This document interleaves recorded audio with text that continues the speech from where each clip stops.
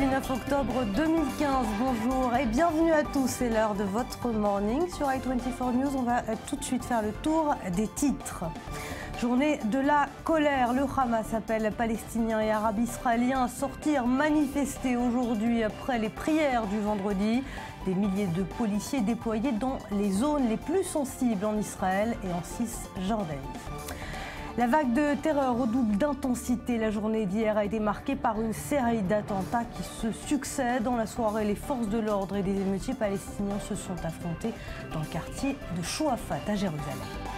Et enfin, conférence de presse de Benjamin Netanyahou hier soir. Le Premier ministre israélien a tenté de rassurer la population, mais pointe du doigt la responsabilité du mouvement islamique. On y reviendra dans un instant.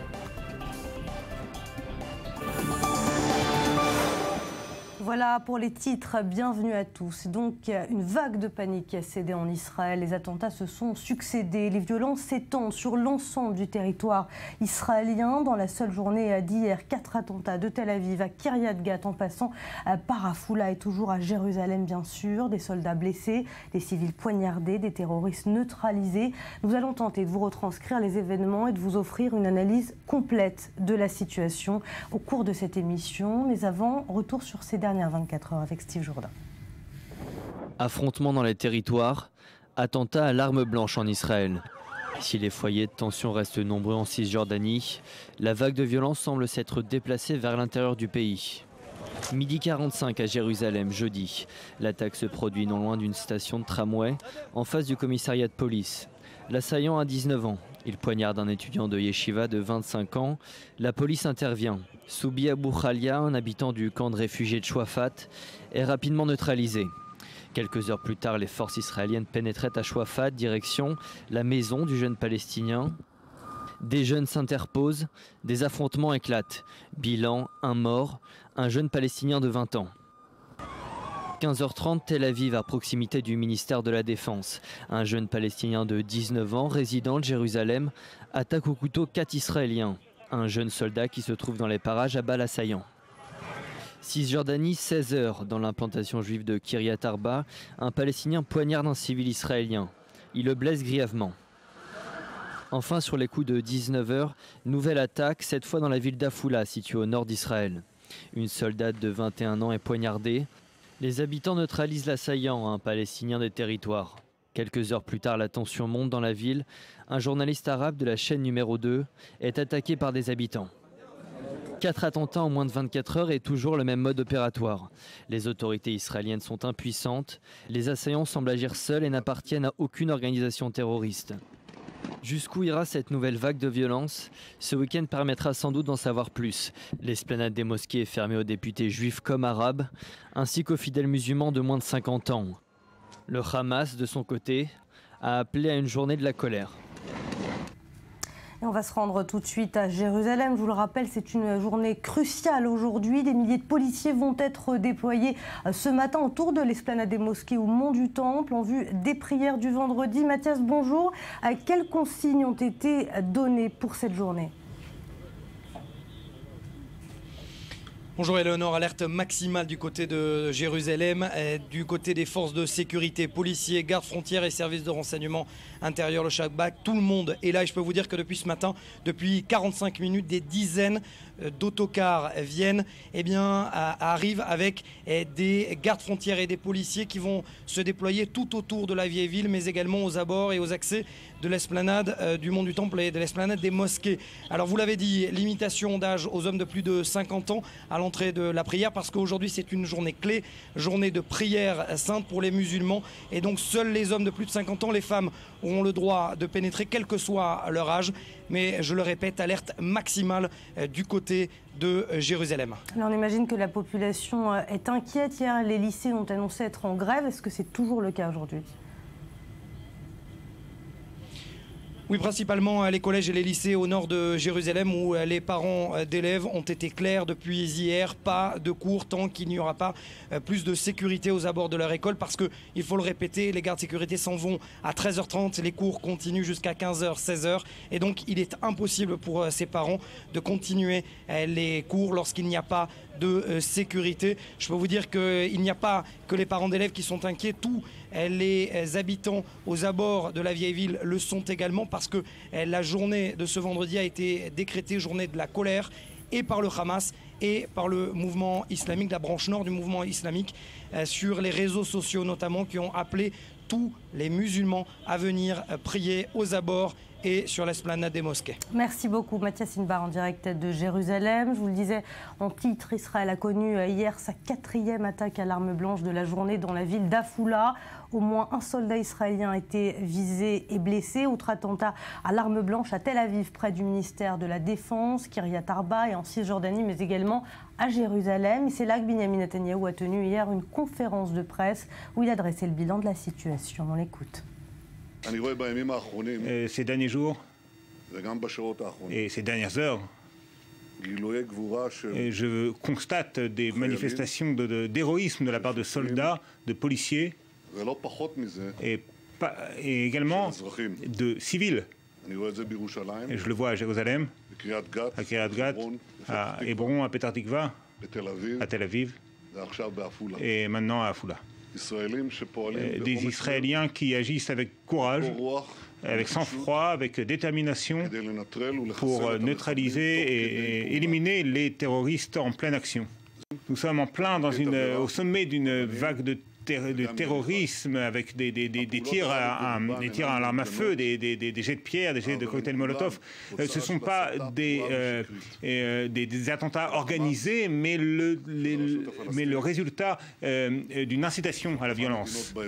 Daniel Haïk, bonjour. On va revenir avec vous sur cette conférence de presse. Quels sont les moments clés, les points à retenir de ce discours de Benjamin Netanyahou? Alors Benjamin Netanyahou a d'abord voulu rassurer, mais il a fait également appel à la solidarité nationale en affirmant que l'État d'Israël vaincrait le terrorisme. Et puis il tente de trouver le juste équilibre entre une fermeté, une détermination sur le plan sécuritaire et une sorte de retenue politique et même diplomatique. Alors fermeté sur le plan sécuritaire, déploiement de forces, démolition de maisons, mais retenu sur le plan diplomatique et politique, c'est par exemple le fait de dire non, nous ne construirons pas de nouvelles implantations et donc de rejeter les requêtes de la droite israélienne, et non à l'entrée de députés et de ministres sur l'esplanade du Mont du Temple. Pour un leader de la droite israélienne nationaliste, eh bien c'est assez audacieux et cela suscite déjà des réactions de la part de l'aile droite du gouvernement. L'objectif de Benjamin Netanyahou est de montrer qu'il est un leader responsable. On retrouve le Benjamin Netanyahou de l'époque de l'opération Bordure protectrice et pas celui de l'époque de la journée des élections du 17 mars dernier. Alors, autre point du discours, Benjamin Netanyahou a clairement accusé le mouvement islamiste d'être responsable en partie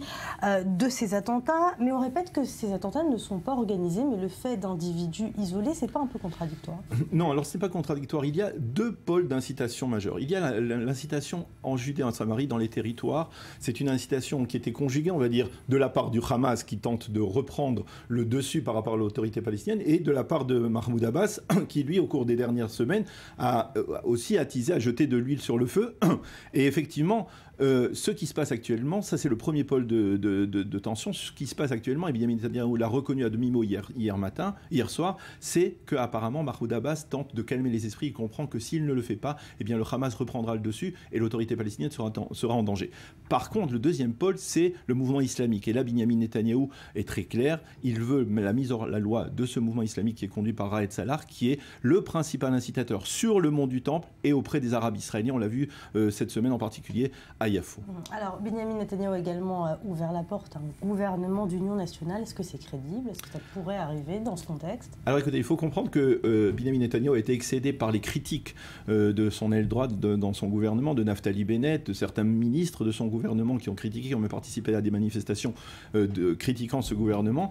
Et il comprend aussi qu'il y a la rentrée parlementaire lundi, et qu'il ne peut pas faire face à deux fronts, le front sécuritaire et le front parlementaire. Et donc, il a besoin d'élargir sa coalition gouvernementale. Il estime que, d'une certaine manière, la situation sécuritaire est un excellent prétexte pour lui pour essayer de ramener le mouvement sioniste, le camp sioniste, et essayer de former une coalition plus élargie, plus stable, qui lui permettrait de gouverner et peut-être éventuellement après d'enclencher une démarche de reprise des négociations avec les Palestiniens. Merci beaucoup, Daniel Haïk. On s'interroge beaucoup également sur sur le mode opératoire des terroristes. Il ne s'agit plus de cellules organisées, on l'a dit et répété, et armées, mais d'individus isolés qui vont jusqu'à se servir de tournevis afin de blesser des Israéliens.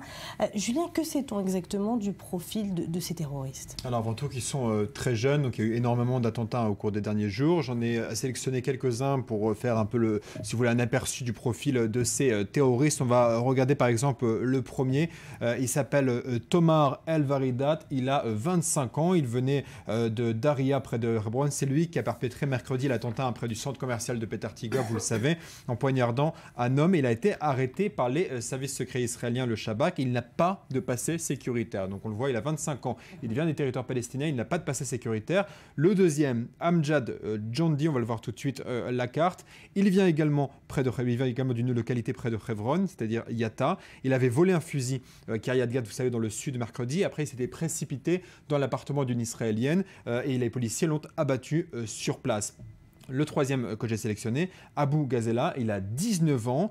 C'est lui qui a poignardé une soldate et des passants hier dans les rues de Tel Aviv. Il a tenté de s'enfuir dans le centre commercial azrieli qui est juste à côté, mais il a été abattu par un officier de l'armée de l'air. Il travaillait dans un chantier non loin de l'attentat. Et point important, il a été détenteur d'une carte d'identité israélienne. Ça veut dire qu'il pouvait entrer en Israël librement. Donc on voit 25 ans, 19 ans, ils sont tous très jeunes. Ça veut dire qu'ils sont tous des hommes, à l'exception d'ailleurs une seule terroriste dans toute la liste, je ne l'ai pas citée, elle avait 18 ans à Jérusalem. Ils sont tous hommes, jeunes. C'est des jeunes qui avaient donc entre 4 ans et 10 ans au moment de la seconde intifada, c'est-à-dire que c'est la première fois qu'ils prennent les armes.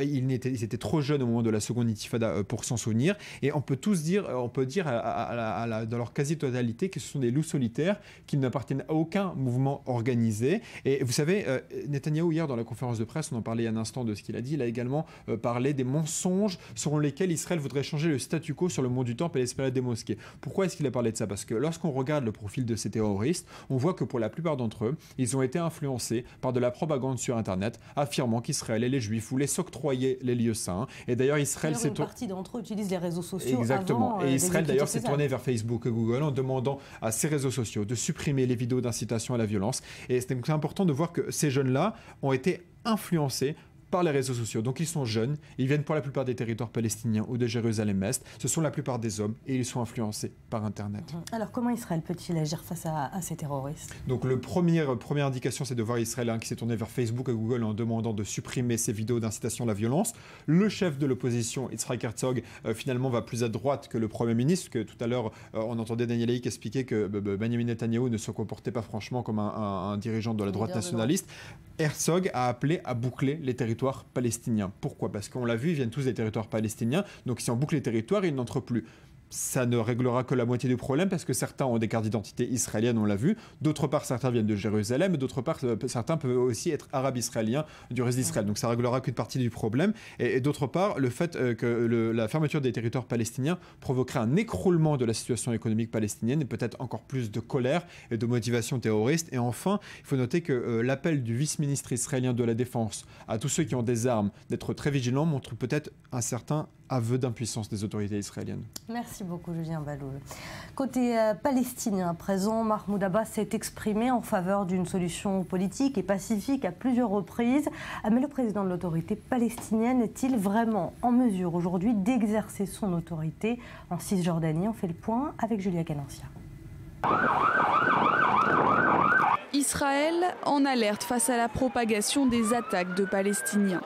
Rien ne semble pouvoir arrêter la spirale de violence qui gagne l'intérieur du pays, pas même les efforts apparents de part et d'autre pour stopper l'escalade. Lors d'une réunion de la direction palestinienne ce jeudi, Mahmoud Abbas manifeste son positionnement le plus clair depuis plusieurs jours face à la montée des tensions. Il déclare vouloir parvenir à une solution politique par la voie pacifique. Nous n'avons pas utilisé la violence et la force. Nous sommes des gens pacifiques et nous croyons en une résistance pacifique. Et c'est notre droit et les Israéliens doivent comprendre que c'est notre droit. Mais l'une des grandes inconnues est l'attitude du président de l'autorité palestinienne, sa volonté ou sa capacité à ramener le calme. Un récent sondage indique qu'une majorité des Palestiniens est favorable à un soulèvement armé en l'absence de discussion de paix. La frustration ou l'exaspération est considérable chez eux. Le processus diplomatique est moribond et les autorités palestiniennes sont largement discréditées et passent pour corrompues. Résultat, les auteurs des attentats individuels sont souvent très jeunes, influencés par des organisations terroristes. Nous demandons à tous les Palestiniens, à toutes les factions nationales et islamiques de renforcer cette intifada. Nous appelons l'autorité palestinienne à arrêter la coordination sécuritaire avec Israël, à ne pas empêcher la résistance et à remplir son devoir vis-à-vis de notre peuple. Malgré les tentatives d'apaisement qui proviennent de l'autorité palestinienne, Mahmoud Abbas n'a toujours pas condamné les attaques envers les Israéliens. En Israël, l'accès au mont du Temple est interdit à tout représentant politique ce week-end. Mais des députés arabes du Parlement israélien, solidaires des Palestiniens, ont d'ores et déjà défié l'interdiction ce jeudi matin. Le Premier ministre n'a aucune compétence légale pour interdire l'accès d'un député à un lieu saint. Qui est Netanyahou? Il n'a aucun droit en la matière.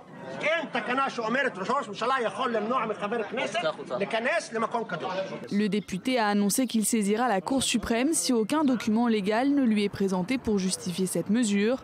Son collègue de parti, Ahmad Tibi, a promis que tous les députés arabes seront présents vendredi à la mosquée Al-Aqsa malgré l'interdiction. Jacques Neria, bonjour. Merci d'être avec nous ce matin. Vous êtes ancien officier des renseignements militaires israéliens. Alors, existe-t-il encore une coopération sécuritaire entre Israéliens et Palestiniens et comment marche-t-elle ? Tout à fait. D'abord, il y a des comités conjoints donc, où on se réunit. Il y a des moyens de communication dont on se parle. Il y a des réunions qui sont des fois ouvertes et d'autres qui sont tout simplement qui se passent dans les coulisses. Et ça marche très bien.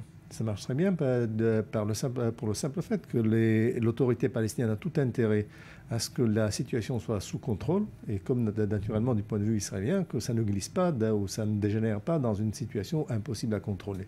Donc de ce point de vue-là, je dirais, il n'y a pas de conflit d'intérêts entre nous et l'autorité palestinienne. Bien au contraire, il y a tout simplement des intérêts communs qui nous poussent à coopérer encore plus sur le terrain que dans le passé.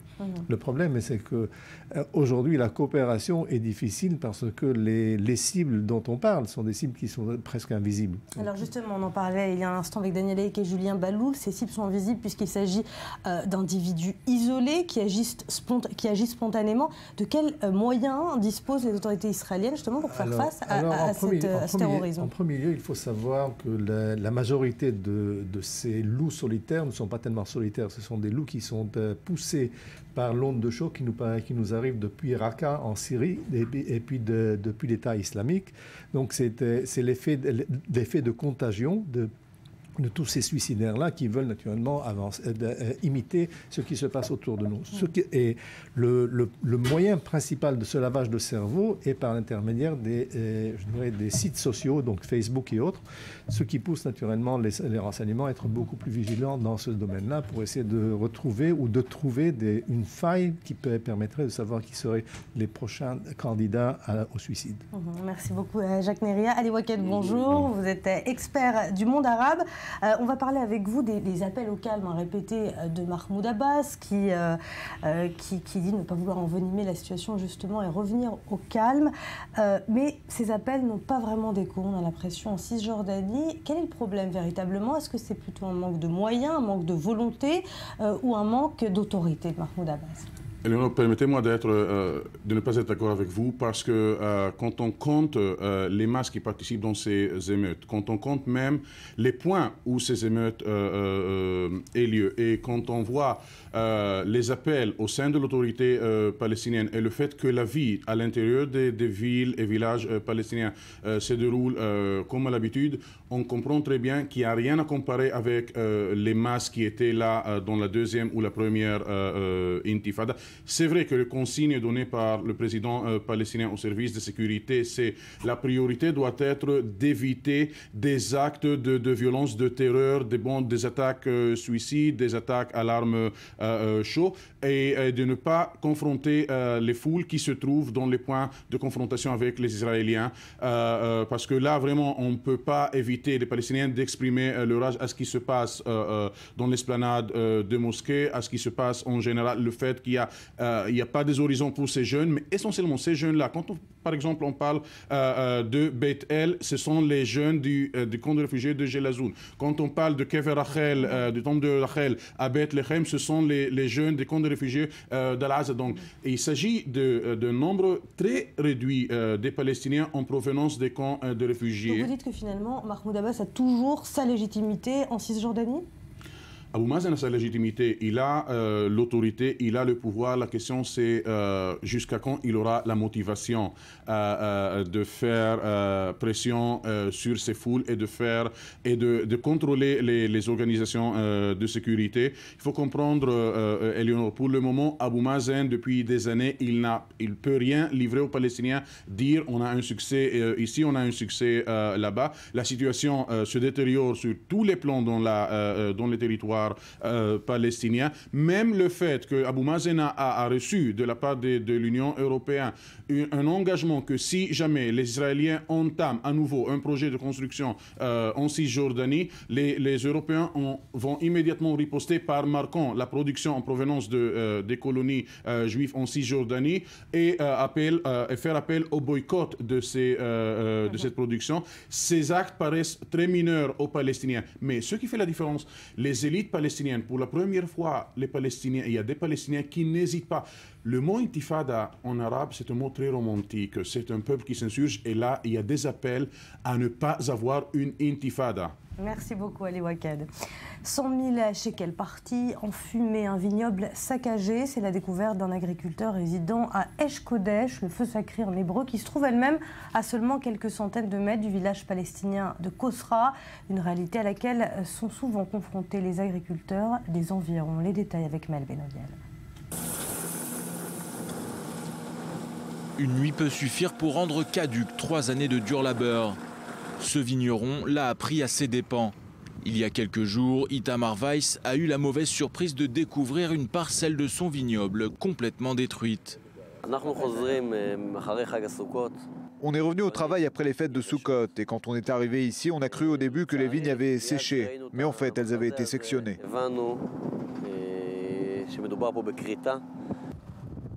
800 pieds de vignes ont été saccagés, ce qui correspond approximativement à 4 tonnes de raisin.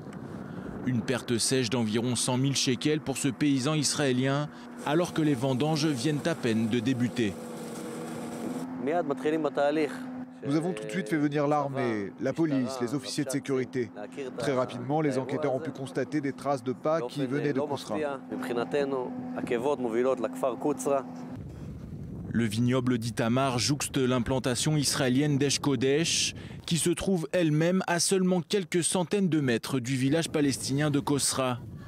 40 familles vivent dans cet avant-poste. Aaron est leur porte-parole. Kosra est le village arabe voisin. Ils détruisent énormément dans le secteur. Mon propre vignoble a déjà été attaqué.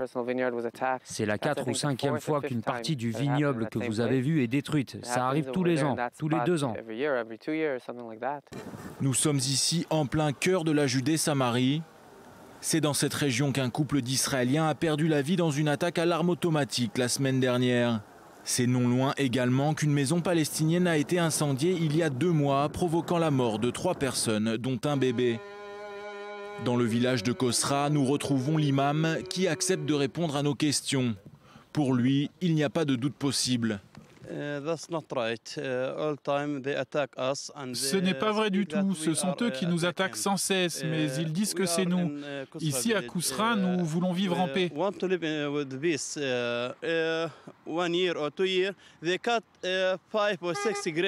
Tous les ans, tous les 2 ans, ils coupent eux-mêmes leurs vignes, prennent des photos et disent à tout le monde que c'est nous, mais ce n'est pas vrai. Dans ma mosquée, je ne demande pas aux fidèles de tuer des juifs parce que tous les juifs ne sont pas mauvais. Mais les occupants ici, à Esh Kodesh ou dans d'autres endroits à côté de Naplouse, sont des gens mauvais.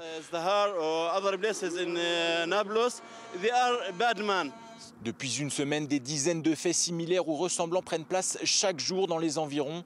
Des intimidations et autres violences que subissent aussi les Palestiniens, selon certaines associations israéliennes qui luttent pour les droits de l'homme. Une situation qui pourrait rapidement devenir incontrôlable. Jacques Néria, une grande partie des Israéliens comme des Palestiniens sont d'accord sur un point, la solution est avant tout politique. Mais aujourd'hui, au vu de ce qui se passe, est-ce qu'on peut encore considérer qu'un dialogue politique est possible ? Il faut toujours se rappeler du vieux dicton latin qui dit « si vis pacem parabellum ». Donc de ce côté-là, si vous voulez la paix, il faut tout simplement préparer la guerre. En traduisant ça dans un langage beaucoup plus moderne, il faut lutter constamment contre le terrorisme, le maintenir très bas pour pouvoir arriver en fin de compte à une solution politique. C'est la seule solution qui permettra de vivre ensemble, de coexister avec les Palestiniens, non pas de s'aimer, je dis très bien de coexister. Merci beaucoup Jacques Néria.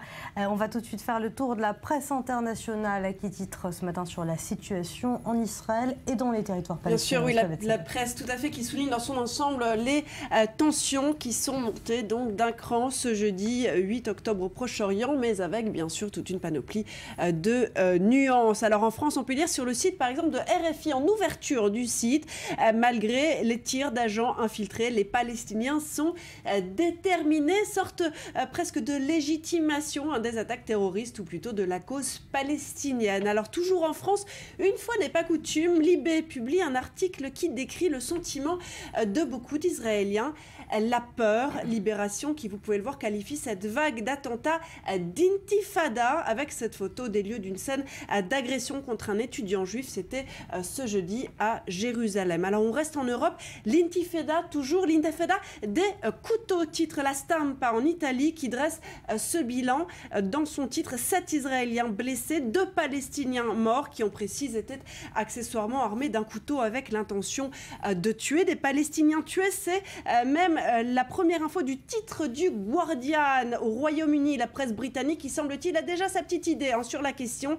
Un Palestinien a été tué par balle lors d'échauffourées avec les forces palestiniennes, raconte l'article d'emblée, avertissant à peine plus loin ce vendredi laisse craindre une nouvelle escalade de violence. Et puis outre-Atlantique, et je finirai là-dessus, le New York Times a préféré souligner l'interdiction faite aux ministres israéliens d'accéder au mont du Temple, une interdiction qui n'a pas eu raison des violences des derniers jours, explique laconiquement le quotidien américain, avec cette illustration de cet article à minima, j'ai envie de dire, ces clashs entre protestants palestiniens et forces de l'ordre israéliennes.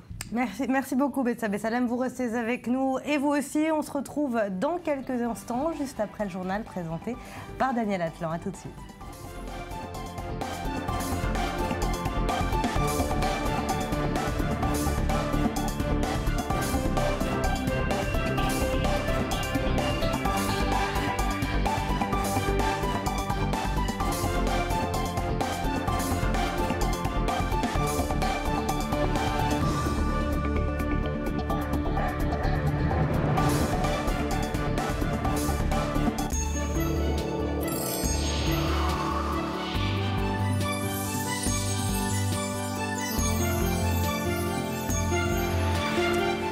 Sur le plateau du Morning, merci d'être toujours avec nous. Des missiles russes visant la Syrie auraient atterri en Iran, c'est ce que rapporte un général américain ce matin. Quant à l'armée syrienne, elle a annoncé officiellement le lancement d'une offensive terrestre majeure avec le soutien des bombardements effectués par la Russie. L'escalade des activités militaires de Moscou qui était au menu de la réunion des ministres de la Défense de l'OTAN à Bruxelles. Chloé Demoulin.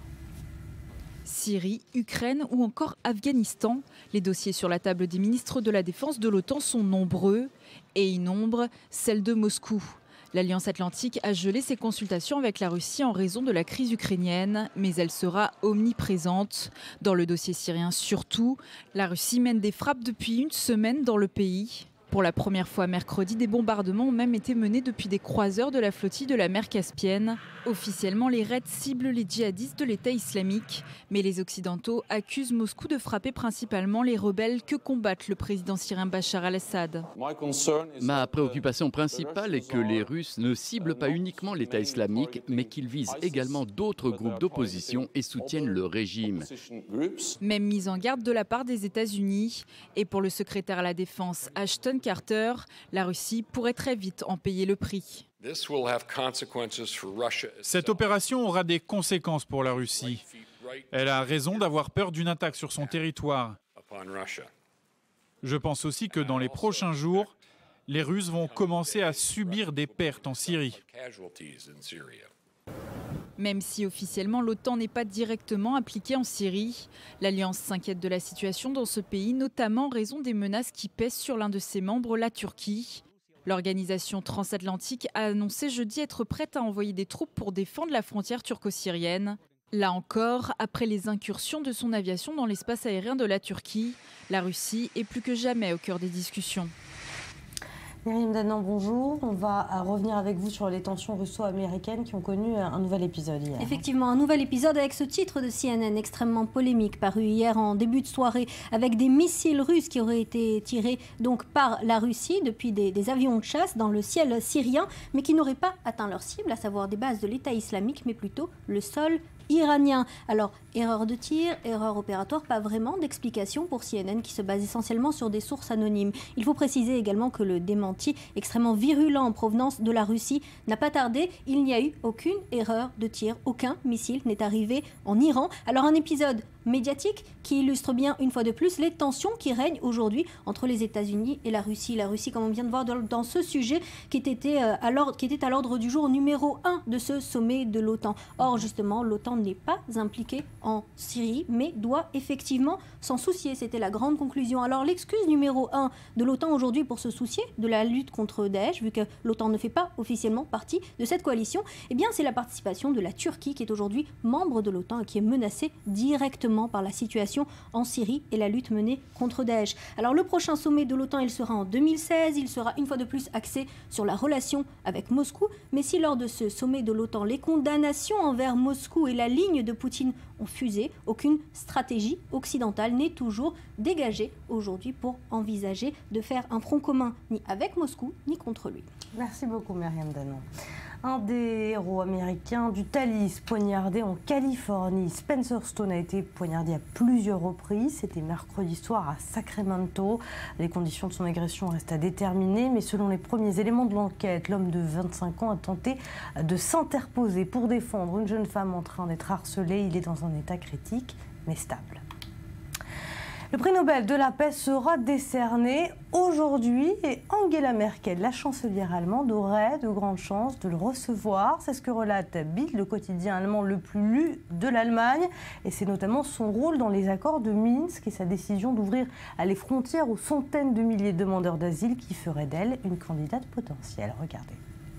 Entre les mains d'Angela Merkel, le prix Nobel de la paix. La rumeur a couru pendant 2 semaines. Et si le verdict est attendu tout prochainement, le nom de la chancelière aurait circulé tout d'abord en raison de son volontarisme lors de la crise en Ukraine.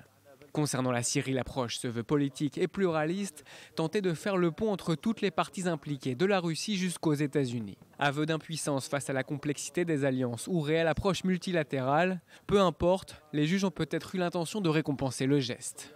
Autre dossier qui a pu plaider en sa faveur, la crise des réfugiés.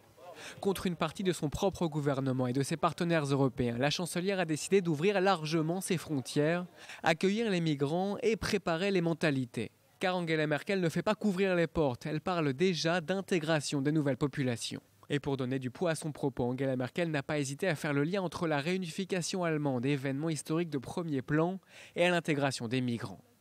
L'Allemagne fête ce mois-ci les 25 ans de son unité retrouvée, unité que certains jugent menacée par l'arrivée de près d'1 million de personnes. La chancelière a rejeté ses craintes lors de la cérémonie officielle. Ce que nous vivons est quelque chose qui va continuer de nous occuper dans les années à venir, nous changer. Et nous voulons que le changement soit positif. Et nous pensons que nous pouvons y arriver. Si Angela Merkel ne craint pas l'afflux, c'est peut-être parce qu'elle redoute autre chose, le déclin démographique de la population allemande, qui ne fait pas assez d'enfants dans une économie qui pourtant manque de bras. Avec les migrants, faire d'une pierre deux coups, c'est un intérêt national bien compris qui a été mis en avant, mais qui pourrait malgré tout être récompensé par les juges norvégiens.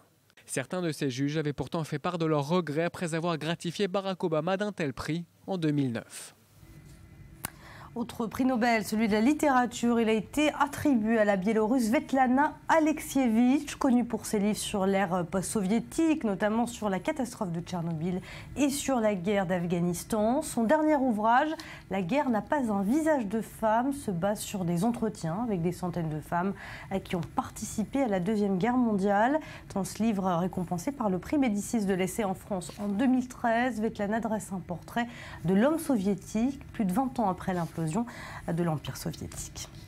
Allez, c'est l'heure de la revue des médias avec vous, Rudy Saada. Bonjour, vous nous emmenez en Allemagne. On parlait justement d'Angela Merkel il y a quelques instants. Oui, bonjour Éléonore. Je vous amène sur la chaîne ARD lors de l'émission Bericht aus Berlin. Pardonnez mon accent, ça veut dire message de Berlin. Alors pour illustrer un sujet sur la peur de la perte de l'identité allemande face justement au flux migratoire, alors l'équipe éditoriale a eu la bonne idée de représenter la chancelière Merkel portant une burqa entourée, vous le voyez, de minarets. Alors très vite, la chaîne allemande sur les réseaux sociaux a été accusée par les téléspectateurs, de très nombreux téléspectateurs d'islamophobie, et elle a répondu sur les réseaux sociaux comme vous le voyez.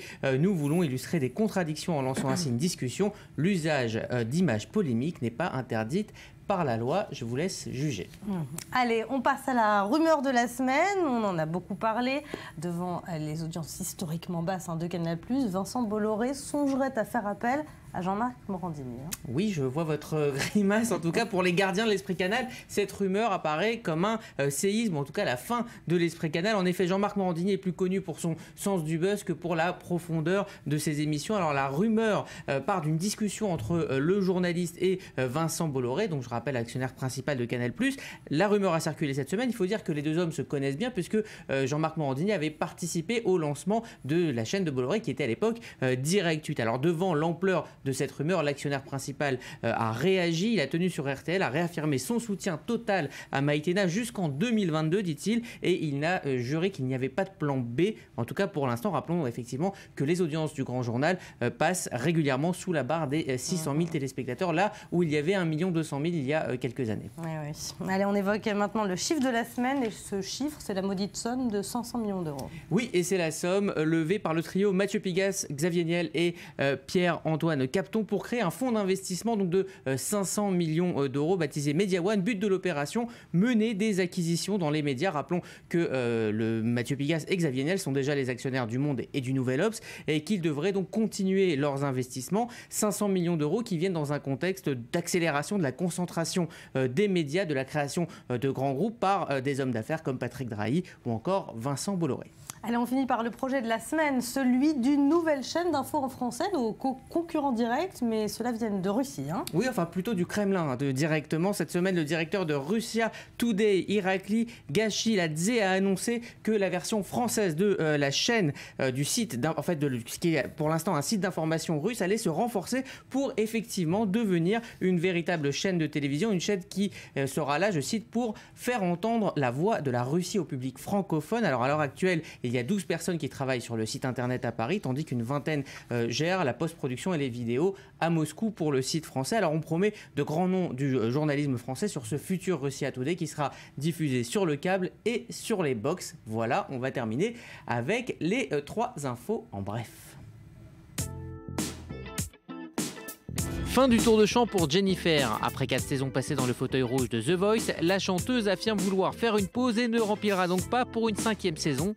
Elle sera remplacée par un artiste que les téléspectateurs du télécrochet connaissent déjà bien, un certain Garou. J'ai mis beaucoup de temps avant d'appuyer sur le bouton. Pour la première fois à la télévision américaine, la chaîne nationale Géographique va diffuser en direct le 21 octobre prochain une opération du cerveau. Pendant près de 2 heures, les caméras positionnées dans la salle d'opération et sur les instruments chirurgicaux montreront en détail une opération dont le but est de diminuer les tremblements dus à la maladie de Parkinson. But avoué du programme, ne pas faire de voyeurisme, mais éclairer et enseigner sur le cerveau. Fort de son succès, Arte joue la stabilité. Est-ce que le président va parler ou pas? La présidente. La chaîne franco-allemande vient de reconduire pour 5 années supplémentaires Véronique Kella à la présidence de son directoire. Avec une politique moins élitiste et plus accessible au grand public, elle a réussi lors de son premier mandat à faire passer Arte de 1,5 à 2,2% de part de marché. La France vous écoute. Voilà, c'était donc la revue des médias avec vous, Rudy Saada. Merci beaucoup. Le verdict du comité d'éthique de la FIFA est tombé. Sepp Blatter et Michel Platini sont suspendus de toute activité au sein du football pour 3 mois. Le président de la FIFA et le patron de l'UEFA a été visé par une enquête interne dans le cadre d'un vaste scandale de corruption. Un coup dur pour l'image et la réputation du Français qui brigue toujours, je vous le rappelle, la succession du dirigeant suisse. Décryptage, Grégory Schneider, spécialiste football du quotidien Libération. Les sanctions étaient attendues, elles sont tombées ce jeudi. Une suspension de 90 jours pour Joseph Blatter, président démissionnaire de la FIFA, et Michel Platini, président de l'UEFA. Joseph Blatter est accusé par la justice suisse d'avoir signé un contrat défavorable à la FIFA avec l'Union caribéenne de football. Il fait également l'objet d'une procédure pénale dans laquelle est apparu le nom de Michel Platini. Joseph Blatter lui aurait fait un versement suspect de 1,8 million d'euros en 2011. Cela n'a pas empêché Michel Platini d'adresser à la FIFA ce jeudi les lettres requises pour déposer sa candidature à la tête de l'institution, un poste qu'il convoite depuis la démission de Joseph Blatter. Cernée par les scandales, la FIFA continue de faire le ménage au sein de ses instances dirigeantes. Ce jeudi, une suspension de 90 jours a également été décidée pour Jérôme Valqueux, secrétaire général de la fédération. Il avait déjà été relevé de ses fonctions mi-septembre. Il est accusé par un prestataire de la FIFA d'être impliqué dans une revente de billets au marché noir. Chog Mong-jung, ancien vice-président de la FIFA, a lui été interdit de toute activité liée au football pour 6 ans. Une sanction qui fait voler en éclats ses espoirs de promotion à la tête de la fédération. On lui reproche d'avoir voulu favoriser la Corée du Sud dans l'attribution du Mondial 2022, finalement octroyé au Qatar. Voilà donc pour ce sujet signé Chloé Demoulin. On passe à la Fashion Week. Comment l'éviter? Elle s'est terminée ce mercredi. Ce qu'il faut en retenir. Betsabé, vous nous avez sélectionné cette image et autant d'anecdotes de la fameuse PWF. Comme on exactement. Alors avec Chanel, bien sûr, tout d'abord, ou plutôt Chanel Airlines, puisqu'après la brasserie Gabriel de la saison dernière, c'est dans un faux terminal d'aéroport que Karl Lagerfeld a présenté.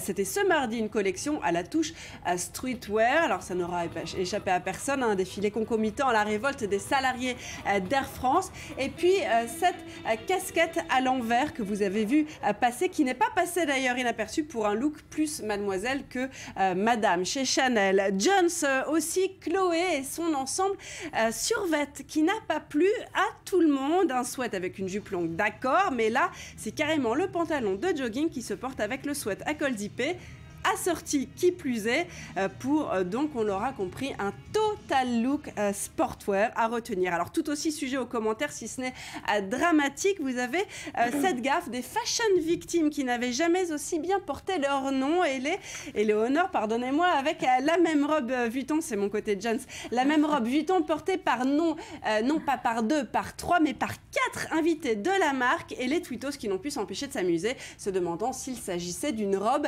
cadeau. Et oui, 4 personnes avec la même robe, ça fait pas très bon genre. Alors une robe qui aurait aussi bien pu être avec des pastèques, puisque Alexis Mabi nous a présenté toute une collection de vêtements imprimés de pastèques. La pastèque, donc vous l'aurez compris, le fruit Rudy de l'été 2016. Une robe qui aurait aussi bien pu être orange. Et oui, orange, la couleur du printemps-été 2016, à en croire la Fashion Week. L'orange, ce serait le nouveau noir. Alors on la voit ici chez Roland Mouret, mais elle a été aussi pas mal vue chez Hermès. Vous allez voir Hermès qui a un orange presque tomate. On s'est beaucoup demandé avec Rudy si c'était orange ou rouge, mais c'est bien orange. J'ai voté rouge-orange. Exactement, pas trop de risque. Du traditionnel orange de Hermès, c'est quand même la couleur signature de la marque. Exactement. Et puis alors vous avez chez Balmain un autre orange.